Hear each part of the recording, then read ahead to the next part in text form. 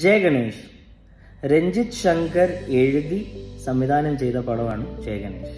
പ്രൊഡ്യൂസറും രഞ്ജിത്ത് ശങ്കറാണ്, പിന്നെ ഉണ്ണി മുകുന്ദനും.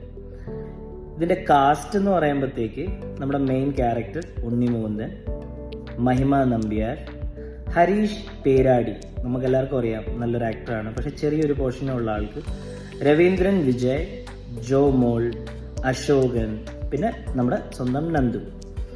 സിനിമാറ്റോഗ്രാഫർ ചന്ദ്രു സെൽവരാജ് ആണ്. Editing Sangeeth Prathap, music Shankar Sharma. ഇതിന്റെ ബഡ്ജറ്റ് എന്ന് പറയുമ്പോഴത്തേക്ക് ഏകദേശം ഒരു 5-6 കോടിയാണെന്നാണ് പറയുന്നത്. ഉണ്ണി മുകുന്ദന്റെ ക്യാരക്ടർ എന്ന് വെച്ചാൽ ആള് പാരലിറ്റിക് ആണ്, പക്ഷെ അതേ സമയത്ത് ഒരു ഗ്രാഫിക് ഡിസൈനർ ആണ്, അതേ സമയത്ത് എത്തിക്കൽ ഹാക്കറും കൂടാണ്. ആള് കുറെ കേസുകളൊക്കെ ഇങ്ങനെ ഹെൽപ്പ് ചെയ്യുവാണ്. ആക്സിഡന്റ് കഴിഞ്ഞതിന് ശേഷം അരയ്ക്ക് താഴെ ആള് പാരലിറ്റിക് ആയി. അതാണ് കഥ. ആളുടെ ഫാദറായിട്ട് അഭിനയിക്കുന്നത് നന്ദു ആണ്. ജോമോൾ വക്കീലാണ്, അപ്പം ജോമോളിനെ ഒരു കേസിന് ഹെൽപ്പ് ചെയ്യുന്നു. അപ്പോൾ ആള് അത്യാവശ്യം ഹാക്കൊക്കെ ചെയ്യും.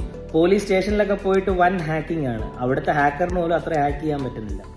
ഒരു അൺലോജിക്കലാണ്. പക്ഷെ എന്താ പറയുന്നത്, നമുക്ക് ഉണ്ണി മുകുന്ദനെ കണ്ടുകൊണ്ടിരിക്കാം. ആള് അത്യാവശ്യം ഹാൻഡ്സും ബിൽറ്റ് അല്ലേ, അപ്പോൾ നമുക്ക് അതൊന്ന് കണ്ടുകൊണ്ടിരിക്കാം. അല്ലാതെ ആക്ടിങ് എന്ന് പറയുന്നത് പടത്തിനകത്ത് ഒന്നുമില്ല. ഒരു ആവറേജ് മൂവി, കുട്ടികൾക്കുള്ളൊരു പടമാണ്, കുട്ടികൾക്ക് ഇഷ്ടപ്പെടും. മഹിമ നമ്പ്യാറിനെ എന്തിനാണ് ഈ പടത്തിൽ കാസ്റ്റ് ചെയ്തേക്കുന്ന ഒരു പിടിയും കിട്ടുന്നില്ല. കാണാൻ അത്യാവശ്യം തരക്കേടില്ലാത്തതുകൊണ്ടായിരിക്കാം. ഈ രഞ്ജിത്ത് ശങ്കറിന്റെ 2 പടമാണ്, ഒന്ന് പ്രേതവും ഒന്ന് പാസഞ്ചറും. പാസഞ്ചർ ദിലീപ് അഭിനയിച്ചതും, പിന്നെ പ്രേതം നമുക്ക് എല്ലാവർക്കും അറിയാം ജയസൂര്യ. ഈ 2 പടവും അത്യാവശ്യം നല്ലൊരു പടമാണ്. പ്രേതം എനിക്ക് ഒത്തിരി ഇഷ്ടപ്പെട്ട ഒരു പടമാണ്. ഇതിലെന്ത് സംഭവിച്ചത് എനിക്കൊരു പിടിയും കിട്ടുന്നില്ല.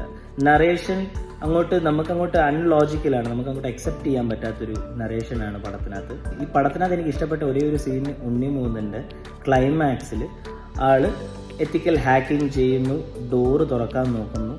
ഡോറ് തുറക്കാൻ നേരം ആളുടെ ഫേസ് റെക്കഗ്നൈസ് ചെയ്യാൻ വേണ്ടിയിട്ട് ആള് ശ്രമിക്കുന്ന ആ ഒരു സീൻ കുറച്ച് നമ്മളെ ഒന്ന് ടച്ച് ചെയ്യും. അതല്ലാതെ പടത്തിനകത്ത് അങ്ങനെ എക്സൈറ്റിംഗ് ആയിട്ട് എനിക്കൊന്നും തോന്നിയില്ല. ഈ പടത്തിന്റെ സീക്വൽ എടുക്കാനാണെന്നാണ് എനിക്ക് തോന്നുന്നത്.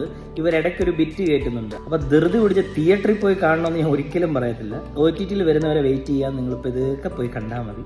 അപ്പോൾ ഈ പടത്തിന് നമുക്ക് ഔട്ട് ഓഫ് 5 ഒരു 2.5 കൊടുക്കാം. ഇനി ഇതേപോലുള്ള മൂവി റിവ്യൂസ് ആയിട്ട് വരുന്നതായിരിക്കും. അതുവരെ ടേക്ക് കെയർ, ബൈ. ആൻഡ് ഇൻസ്റ്റാഗ്രാമിൽ സബ്സ്ക്രൈബ് ചെയ്യാൻ മറക്കണ്ട.